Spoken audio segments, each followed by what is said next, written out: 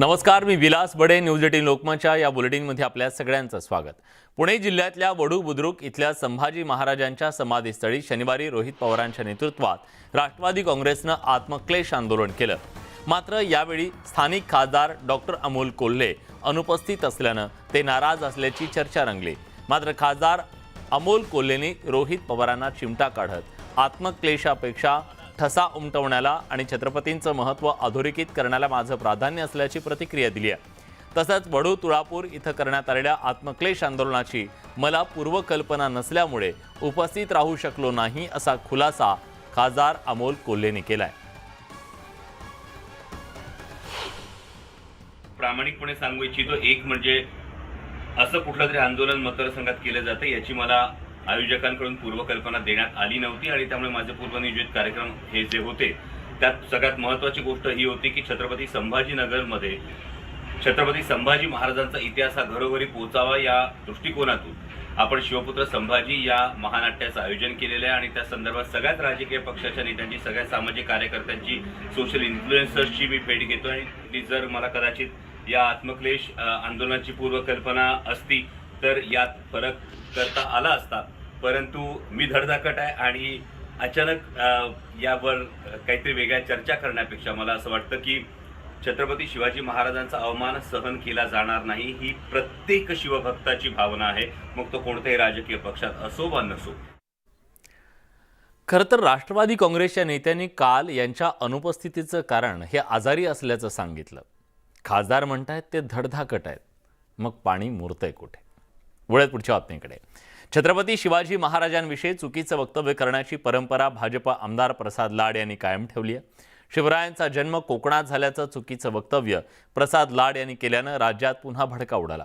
सर्व राजकीय पक्षांच्या नेत्यांनी प्रसाद लाड यांच्यावर सडकून टीका केली आहे. पाहूया खास रिपोर्ट.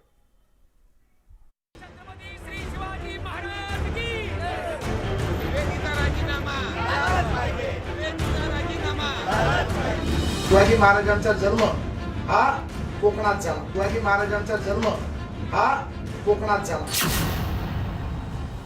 भाजप आमदार प्रसाद लाड यांनी राज्यात सुरू असलेल्या आंदोलनात तेल ओतण्याचं काम केलंय. छत्रपती शिवाजी महाराज जुन्या काळातले आदर्श होते असं वक्तव्य करून राज्यपाल भगतसिंग कोश्यारींनी वाद निर्माण केला होता. भाजपचे प्रवक्ते सुधांशू त्रिवेदींनी तर कहरच केला होता. छत्रपती शिवाजी महाराजांनी औरंगजेबाला 4 पत्र लिहिल्याचं वक्तव्य त्रिवेदींनी केलं होतं.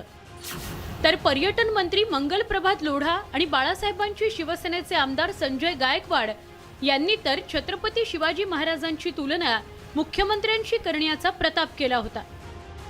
आता प्रसाद लाड यांनी तर छत्रपती शिवाजी महाराजांचं जन्म ठिकाणच बदललं. तर स्वराज्याची, हिंदवी स्वराज्याची जी स्थापना झाली ती छत्रपती शिवाजी महाराजांनी केली आणि संपूर्ण भारताचा आराध्य दैवत असलेले छत्रपती शिवाजी महाराजांचा जन्म हा कोकणात झाला. त्यानंतर रायगडावरती त्यांचं बालपण गेलं आणि रायगडावरती त्यांनी स्वराज्याची शपथ घेतली, त्यामुळे ती सुरुवात कोकणातून झाली. शिवसेना ठाकरे गटाचे खासदार संजय राऊत यांनी भाजप नेत्यांवर टीका केली आहे. भाजपमधील कोणी उठतो आणि छत्रपती शिवाजी महाराजांवर भाष्य करतो असा प्रहार राऊतांनी केला. या भारतीय जनता पक्षाचं डोकं फिरलं आहे. रोज साहेब असं रोज डोकं फिरलं आणि छत्रपती शिवाजी महाराजांची जी शक्ती आहे ना, ती शक्ती ज्यांना खतम करे. जी भवानी तलवार आहे शिवाजी महाराजांची, ती तलवारच एक दिवसांचं मुंडकं छाटणार यांच्या पक्षाचं. छत्रपती शिवाजी महाराजांची शिकवण लक्षात न घेता फक्त वाद घातला जात असल्यानं राज ठाकरेंनी नाराजी व्यक्त केली आहे. शिवाजी महाराजांकडनं काही घेऊ नका. जे महाराजांनी सांगितलं, जे महाराजांनी घडवलं, कळलं का? त्या नाही गोष्टी आम्हाला घ्यायच्यात. आम्हाला फक्त वाद करत बसायचे. करत बसा, म्हणा तेच करत बसा. राष्ट्रवादी काँग्रेस आणि संभाजी ब्रिगेडनं भाजपवर हल्लाबोल केला. छत्रपती शिवाजी महाराजांविषयी जाणीवपूर्वक वाद निर्माण करणारी वक्तव्य केली जात आहेत असा आरोप करण्यात आलाय. खोटारडे इतिहास संशोधक हे पण जाणीवपूर्वक वारंवार अवमान करत आलेले आहेत आणि आता त्यांचा मोहरक्या प्रसाद लाड म्हणतो छत्रपती शिवरायांचा जन्म कोकणात झाला. 19 फेब्रुवारी 1630 रोजी शिवनेरी किल्ल्यावर छत्रपती शिवरायांचा जन्म जिजाऊंच्या पोटी झाला. छत्रपती शिवाजी महाराज प्रत्येकाच्या मनात स्फूर्ती जागवतात. संकटात असताना पराक्रम कसा गाजवायचा याचा धडाच छत्रपती शिवाजी महाराजांच्या शौर्यात दिसून येतो. असं असतानाही नाहक चुकीची वक्तव्य करून काही नेते राज्याला राजकीय संकटात लोटतायत. Bureau report, news 18 Lokmat.